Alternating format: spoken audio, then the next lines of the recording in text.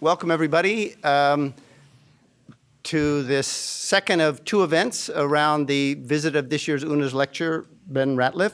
I'm Tim Hampton, the director of the Townsend Humanities Center, and I'm really happy that everyone could show up for today's event. Just to say a few words about Ben's work, it seems to me that one of the most striking changes that's come to pass in our collective cultural life over the past 2 decades is a transformation in the role of the critic. With the rise of new technologies that have both altered the way we read and the way we experience our sonic landscape, the traditional function of the art, theater, or music critic has shifted. The conventional function of the New York Times or San Francisco Chronicle reviewer, who makes judgments about the quality of this or that aesthetic artifact, has given way to a much more challenging and important role as a kind of guide for the perplexed, an informed and thoughtful voice that can help listeners and readers make sense of the increasingly complicated landscape in which we live. Or, to put it slightly differently, the critic as tastemaker has given way to the critic as mapmaker. As we are confronted with an overload of image and sound, with access to every song ever, the critic takes on the role of interpreter and critical voice, able to describe new trends and repackage old trends, and the repackaging of old trends, with the authority to cut through bullshit and isolate important issues in our cultural moment. And no one has embraced the complexity and difficulty of writing about culture in the current moment than our guest today, UNA's lecturer, Ben Ratliff. As pop and jazz critic for the New York Times over 2 decades, and as the author of 5 books, culminating most recently in the dazzling study, Every Song Ever, 20 Ways to Listen in an Age of Musical Plenty, Ratliff has charted with a sure hand and style the explosion of sonic information that now defines our moment. More than anyone, it seems to me, he has grasped the changing role of the critic and the changing nature of music, as boundaries between noise and note evaporate, as live performance is haunted by digitization, and vice versa. Whether he is writing about the textures of John Coltrane's late style in his remarkable book On the Sound of Coltrane, or studying the ability of a DJ scratch to create density in a recording, or zeroing in on a single strummed chord by country singer Merle Haggard, Ratliff has mapped out the emotional and even physical stakes of the waves of vibration that shape our soundscape. So please join me in welcoming Ben Ratliff.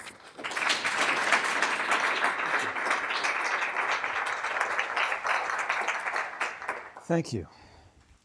I'm going to begin by playing you a song.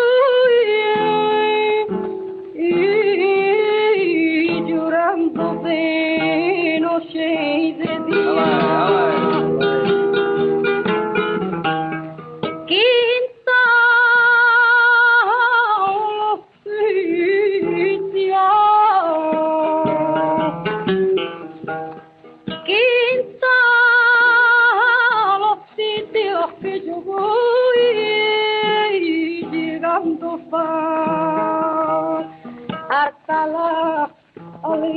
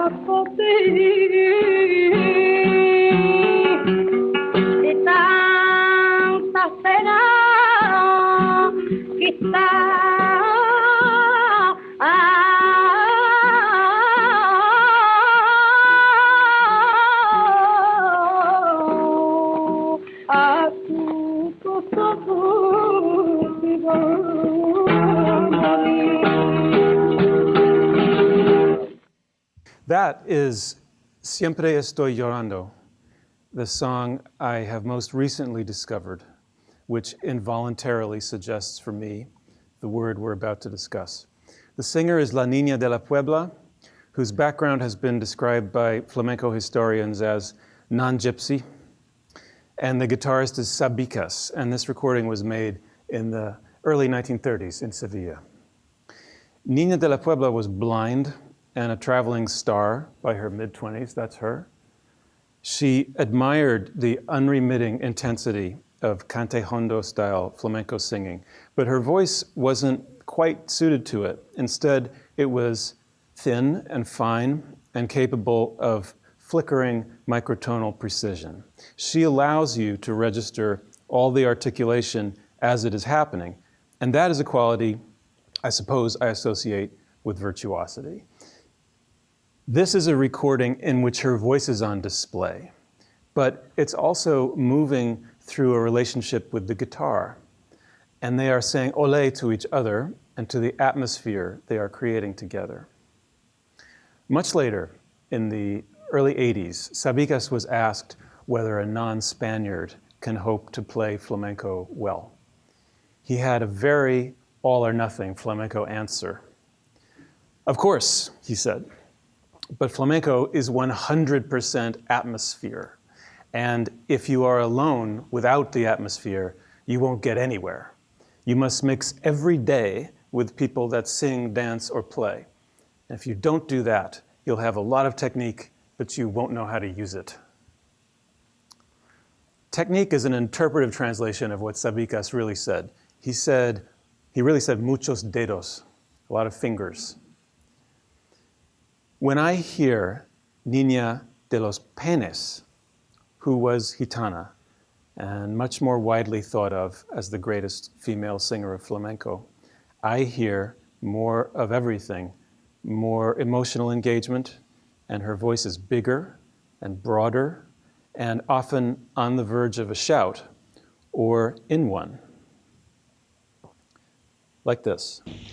Ay, el corazón de pena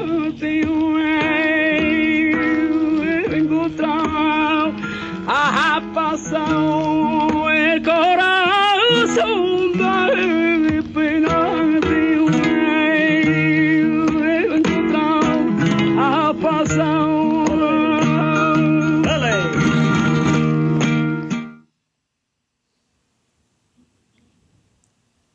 Her art is beyond my understanding. I wonder why, with Niña de los Peines, who we just heard, I love the sound and the voice. I will listen to it forever, but the V word never comes to mind as a marker. It's transforming to see a musician be great within the range of what great means to you. And it's moving to see a musician even try to be great. I don't have anything against muchos dedos, technical or techno-spiritual excellence in music. I have learned how to respond. I think ole, and then I move quickly past the event or the achievement in search of what I think of as the real door within their sound, which when opened will tell me who they are and what they're trying to do. But I have questions about some ideas connected to the word virtuosity, and I would like to take this time to ask them. I sense that this movable and slippery word has grown more so through the reception of music, particularly music in the European classical tradition, rather than through the doing of it. In other words, as a value, I think virtuosity is more a beholder's value. And so I'm going to interrupt this talk with words from other beholders, musicians and writers and friends to whom I all pose the same question. When you think about virtuosity, what or whom do you think of? And at the end of these quotes from other people, I will point back to myself like this, so you know it's me again. Teju Cole, a writer in New York City. When I watch master classes, what strikes me is that the master in question takes the matter of technical ability for granted. Of course you can hit all the notes. Else, why would you even be in a master class? And more often than not, what the master then teaches is where to place the accents, how to vary within repetitions, how to create little narratives. True virtuosity lies in an accumulation of those little touches. And of course, the superlative virtuosos are all interpretation, and they drop lots of notes along the way. I think of Horowitz, Rubinstein, even Richter. But perhaps few artists have shown how far interpretation can surpass technique as well as Thelonious Monk has. When you are really young, a song does something practical. It has a function. It keeps you company when you sing it to yourself, or it marks off a countdown, or it narrates a game, or it accompanies the characters and the visual effects in a movie, or it's something sung at gatherings, like hymns or anthems, or it's what you play on an instrument for reasons that may be obscure to you every Thursday at 4:30 with a teacher sitting on gray metal folding chairs in a basement classroom. And then one day you hear something special, usually a recording, and you feel an integrated response in parts of your body that you do not have names for. And you cannot believe that someone made music as fluid and purposeful as that, in which fast melodic steps or changes of atmosphere through tone come down like law. These musicians are not only better than you, but so much better than they need to be. And they're bringing back evidence from an atmosphere you do not have access to. And sometimes they're doing it nonchalantly, or seeming as if an outside force is guiding them. They can do this from their learned instincts of technique and show business, but at best it probably comes from their knowledge that virtuosity is a means to an end. There is something beyond virtuosity, and that is the part that you don't or are unwilling to understand. To some extent, the listener recognizing all this has to be naive, at least for a moment. To respond to music at that high level, whether or however you evaluate it, is to take part in a kind of fantasy.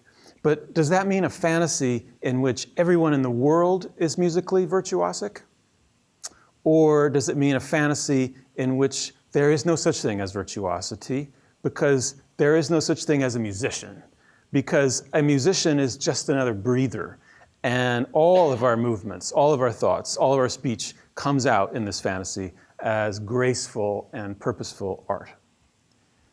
Anyway, the first virtuosic performance we really notice might be the most satisfying one we ever hear in our lives. It might be Vision of Love by Mariah Carey, or Come On by Jimi Hendrix, or Aaron Rozon playing Saint-Saëns' Third Violin Concerto, or John Coltrane playing Giant Steps, or Andre 3000 rapping in Outkast's Return of the G. And often around that time, when listeners have that experience, their parents cease to be as interesting to them as they once were.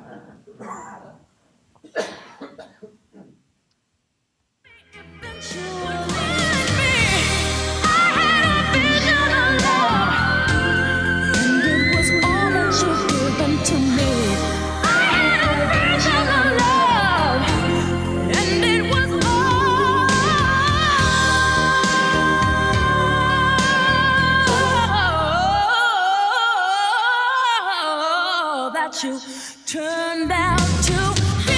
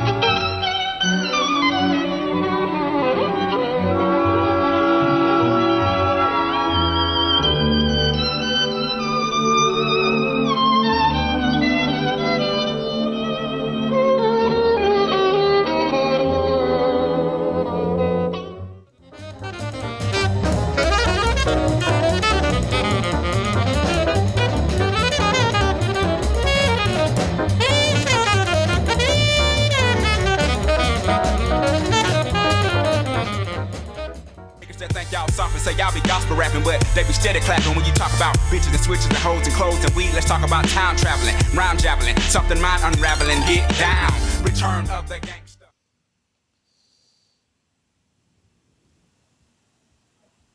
Kwame Coleman, a jazz pianist and musicologist and professor in New York.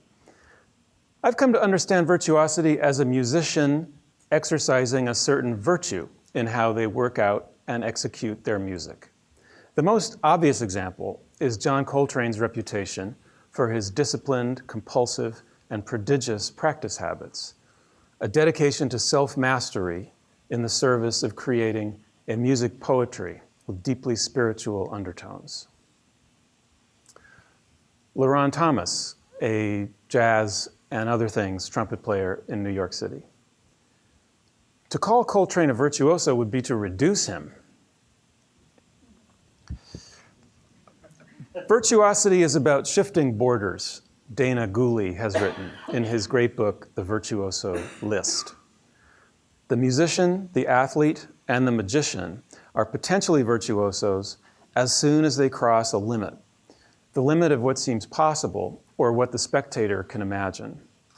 Once this act of transgression is complete, the border shifts and the boundaries of the possible are redrawn. If the performer does not cross a newer, more challenging one, he will no longer be perceived as a virtuoso. That's Dana Gooley. But at a certain point, the listener can grow up and decide that many virtuosos are alike.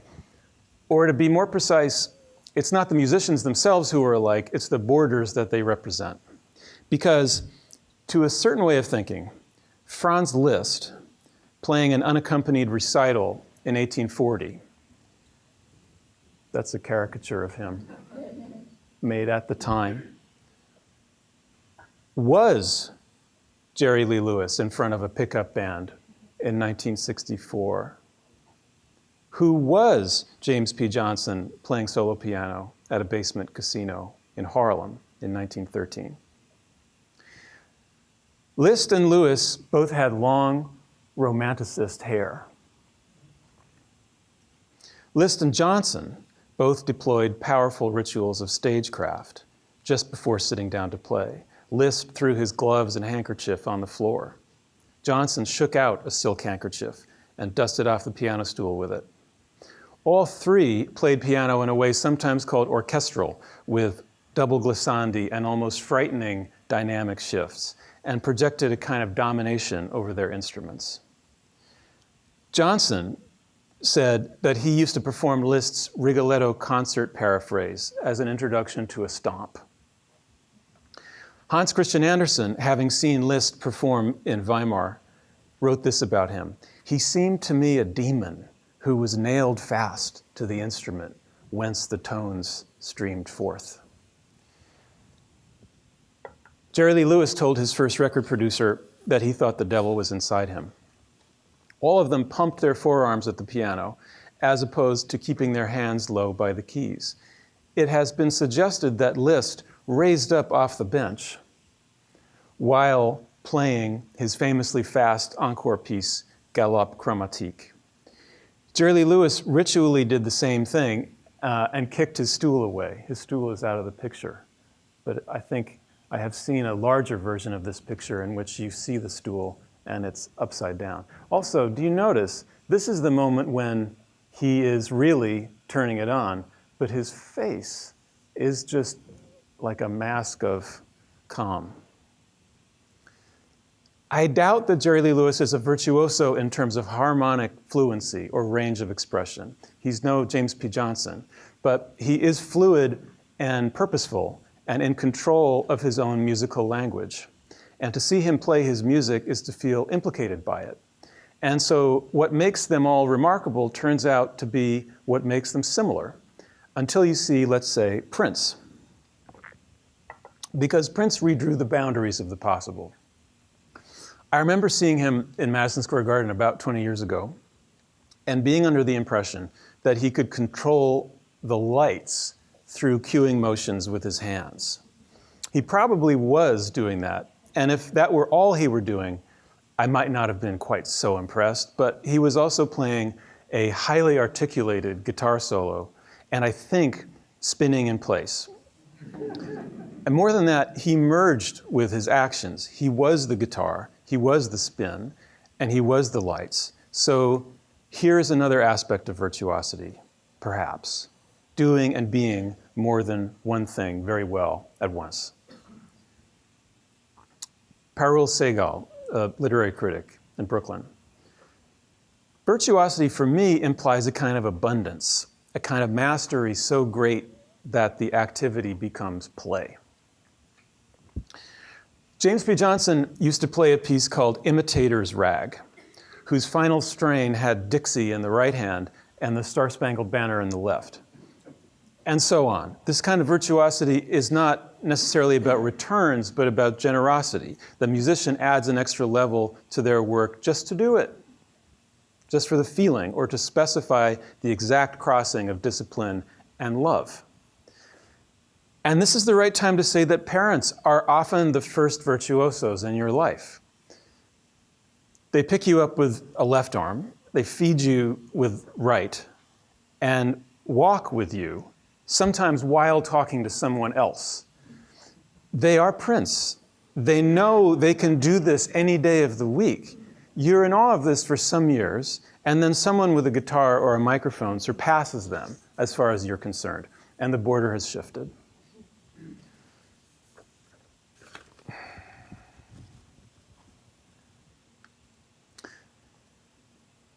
The V word appeared in my inbox as I was writing this, in a message sent by a music publicist. I hope you're doing well. It reads, I'm checking in about the virtuosic saxophonist / composer / arranger X's sophomore release. Reading sentences like this has been part of my everyday life for about 25 years. Sophomore release is the perfumed data of music biz talk, and virtuosic is, or purports to be, the language of a rare aestheticism. The publicist may or may not know that the rise of the word in the first half of the 19th century, the time of Liszt and Paganini and Schumann, was coterminous with the rise of the popular music critic, a person like me, and the rise of the touring superstar solo recitalist. But that doesn't matter. The publicist knows that V is a word with muscles. The publicist is strutting just a bit. And so a music critic's response to V, in whatever direction, is Pavlovian, or at least irrational. Attraction or repulsion. I'll be into it or I'll be skeptical around it. Most likely I'll be skeptical around it. Because V, to me, in and of itself, without the instinct that comes before it or the grace that comes after it, means shutting down doubt. It's the projection of a system of power that I don't want to be part of, and it is my job to question. Geeta Dayal, a writer and music critic in Los Angeles. To me, the word virtuosity is biased toward melody, whether you think of a virtuoso pianist or a particularly ripping guitar solo. And while there are certainly drummers who are considered virtuosos, The concept of virtuosity is biased against rhythm and timbre. The big innovation in the 20th century for me is timbre, the invention of new timbres and textures. Timbre is threatening to the establishment in some way because it's not easily quantifiable, nor is it easily notated. I admit that I noticed the word in the email. It means something to me that someone will go on the record calling a musician a virtuoso. But beyond that, I have no more interest in musician X, whose work I don't think I knew, than I did before. I may have less interest. From my perspective, here's what the situation looks like. The publicist, in general, is paid to consider using the word as a term of phrase, to consider using the word as a term of praise. The critic, in general, is paid to consider using the word as a term of disapproval. And the musician is esteemed, if not necessarily paid, for being disinterested in the concept, or for wanting to get free of it, or for not wanting to show it too much. The three of us are not thinking about this word with a shared frame of reference. Mikhail Baryshnikov, who has often been called a virtuoso, has said, "One part of me is dancing and the other observing from the side. This control protects you from an overdone, vulgar presentation. You constantly keep yourself under fire, as it were. You watch with an ironic eye, as if saying, 'Well, well, so you can do it, but don't show it too much.'" In other words, perhaps some kinds of virtuosity wouldn't have much power if they weren't right on the edge of being vulgar or thoughtless or rough. Hank Stiemer, a music critic and editor in Brooklyn. I often think of Igor, my Russian barber in the East Village, in terms of virtuosity. I'm not sure I've seen anyone so casually, almost brutally efficient with their movements and reflexes as this guy. Unless, of course, the opposite is true. Virtuosity is right on the edge of something so fine it seems outside of human will. Zachary Wolfe, a music critic in New York. When I think about virtuosity, I think about this.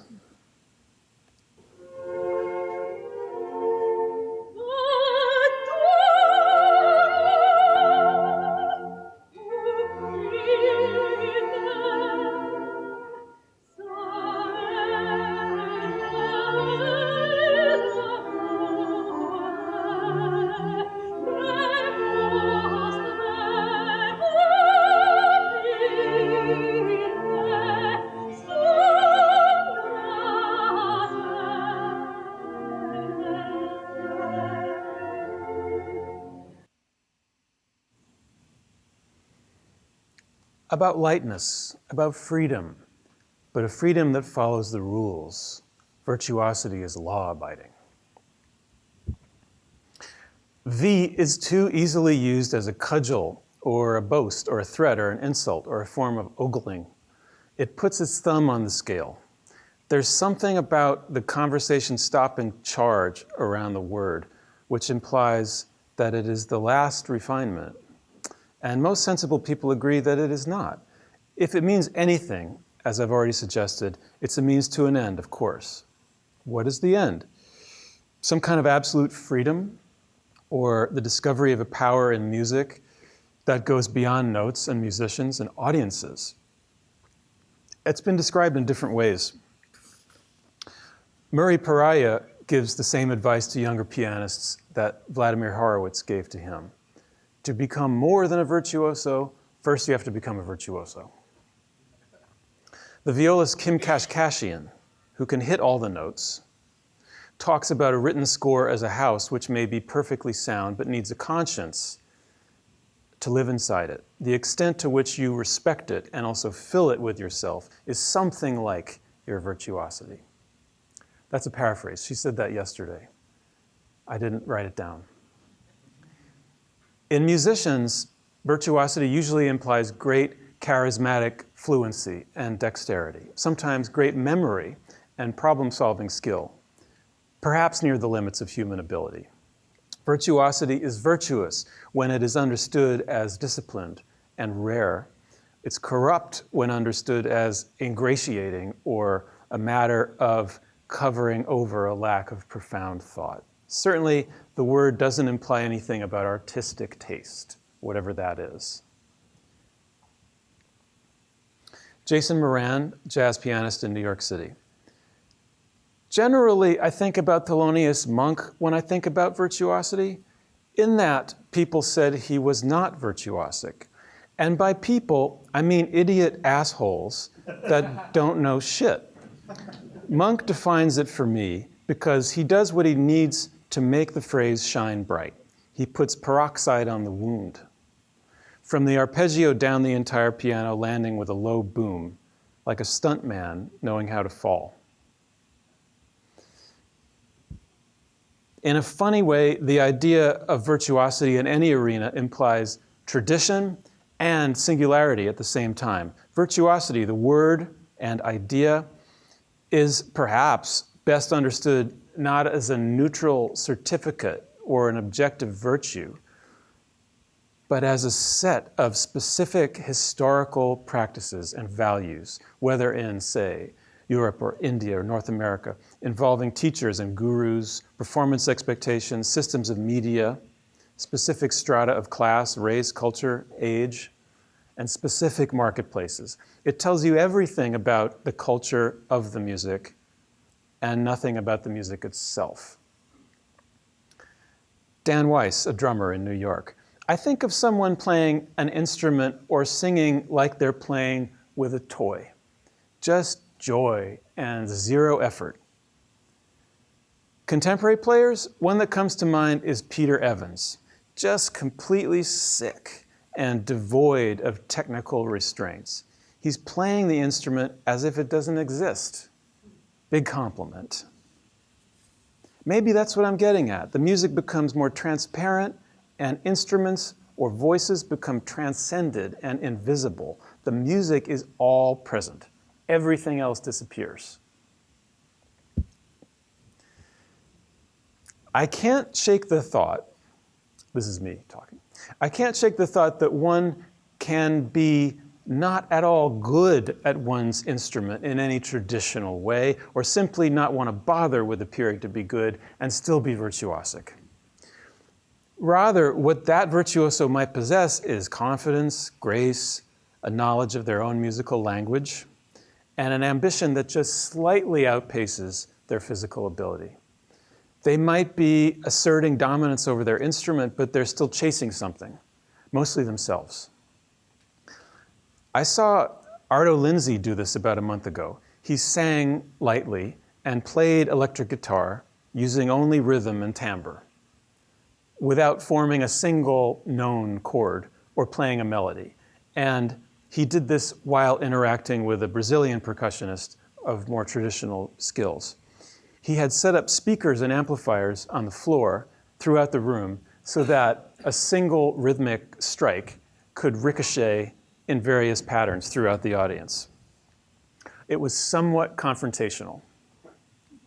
At the end of it, he said something I will never forget. He said, "Thank you. I hope we raised some doubt." And for me, the word works best in writing when its meaning and function can be restricted or laboriously defended so that nobody takes its power for granted, or put in a strange context, or made to modify an intangible or negative thought. I found that the word works beautifully when I'm praising musicians for non-virtuosity. Ralph Ellison described his fictional character Reinhardt in Invisible Man as an American virtuoso of identity. That's good. Kit Lambert, who was one of the early managers of The Who, once called Eric Clapton a virtuoso of tedium. That's really good too. And a German music critic in 1844 quoted in Zarko Sveich's The Virtuoso as Subject tellingly praised Franz Liszt as more than a mere virtuoso. Iggy Pop, rock star, Miami, Florida. The first words that come to mind are boring, clueless, noodler. These words are in response to an imaginary musician, one we've all heard before, who has done a lot of practice, but not a lot of thinking or feeling or living. However, I suspect that in the classical tradition, in which the true virtuoso interprets the composer's work, the physical skills at his or her disposal may indeed free him or her to approach a great performance, which nevertheless must come from within. And also, it must come with awareness of the most vulgar circumstances. I think what Iggy is talking about is that some virtuosos seem to have a fixed outcome in mind. Perhaps that means drawing a border. It might be at a very high level, but it is fixed. And then there is Sarah Vaughan singing Lullaby of Birdland. The typical and limited ways one might evaluate other great singers, that they operate best within certain particular ranges, or that they're in charge of certain particular effects, seem not really to apply well to her. To me, every single sound she makes is equally purposeful, strong, stylish, disciplined, articulated. What she's doing suggests achievement, and usually an achievement is measured by an evaluation, but she makes you think about what she's doing in a way that must be categorically different from evaluation, because she's conjuring levels of achievement that never would have occurred to you. That is more than mere. There should be a word for that. Arda Lindsay, musician, Rio de Janeiro. If I consider it as it's usually conceived, I think about controlling many aspects of a performance at the same time. I think about technique close to an edge where it will lose control of itself, where technique is honed past being an issue. Virtue gives way to grace. Or I can think about establishing a virtuosity of indeterminate skills, scales of diminishing self-control, places we can go when we're absent from ourselves. Or just admit that when I think about virtuosity, I think of getting over it, getting past it. And now I am getting past virtuosity. Thank you.